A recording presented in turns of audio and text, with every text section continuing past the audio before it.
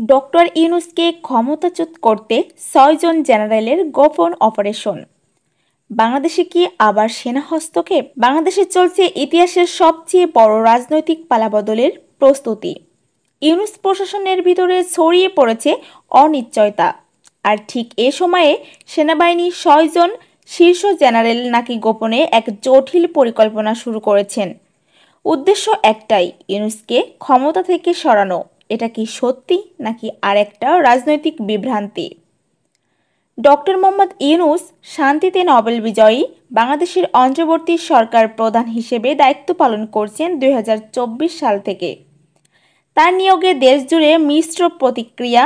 যারা দুর্নীতিবিরোধী সংস্কার চায় তারা সমর্থন করছে, আর যাদের রাজনৈতিক শক্তি হারিয়েছে তাদের মধ্যে তৈরি হয়েছে অস্থিরতা ও ক্ষোভ।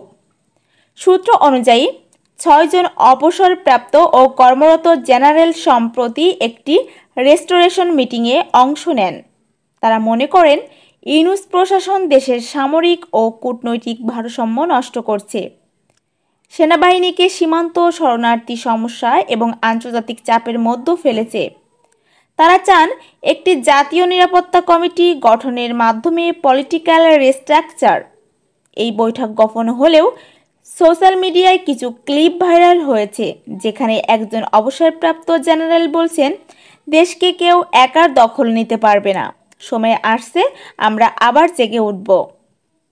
অভ্যন্তরীণ গোয়েন্দা বিভাগ ও এ বৈঠকের খবর পেয়ে জাতীয় নিরাপত্তা আইন অনুযায়ী জরুরি সতর্কতা জারি করেছে।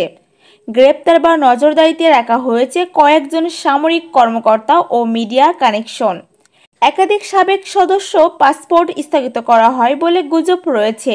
প্রশ্ন তুলছে জনগণ, এটা কি ২০০৭ সালের পুনরাবৃত্তি? জনগণের ভোট ছাড়াই আবার কি মিলিটারি নিয়ন্ত্রণ আসছে?